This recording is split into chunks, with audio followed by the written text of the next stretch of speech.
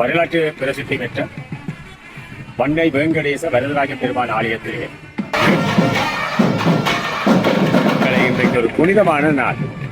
மேன்மைகோள் சைவ நீதி விளங்குக உலகமெல்லாம் என்ற மகுட வாசகத்துக்குள் ஆன்மீக பரப்பிலே விழாக்களை விரதங்களை இந்து பெருமக்கள் கொண்டாடி வருகிறார்கள்.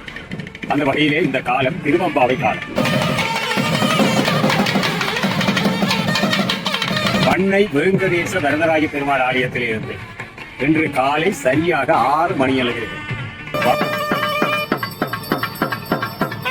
அதாவது வைகுண்ட ஏகாதசி என்று சொன்னால் ஒரு வருஷத்திலே 24 ஏகாதசிகள் வருகிறது. ஈழத்து திருப்பதி என்று சொல்லுகின்ற வண்ணை வெங்கடேச வரதராஜ பெருமாள் ஆலயம்.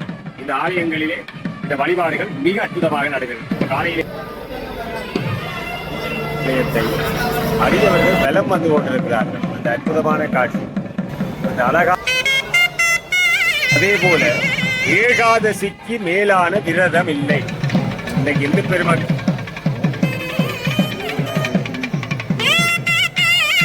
விஷ்ணு பகவானிடத்திலிருந்து தோன்றிய சக்தி தான் ஏகாதசி. அதை சுக்கவாசல் தரிசனம் என்று சொல்வார்கள்.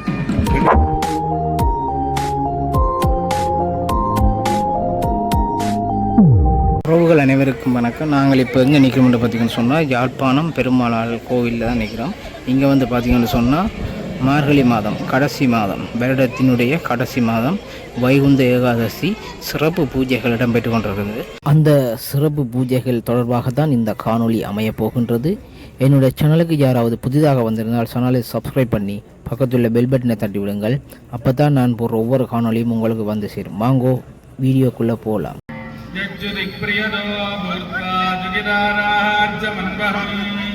सूत्रं पञ्चदुर्गञ्ज श्रीकामसरदञ्जवेरे पद्मानने पद्मौर पद्माख्ये पद्मसम्भवे ममैदन्निरद्वा पुत्रपौत्रधनं धान्यं मस्त्वारि कवेरनु प्रजानां भवसि माता आयुर्वर्धं करोति मां धनमग्नि धनं वायु धनं सूर्यो धनं वसुः धनमिन्द्रो बृहस्पति वरुणं धनमस्तु.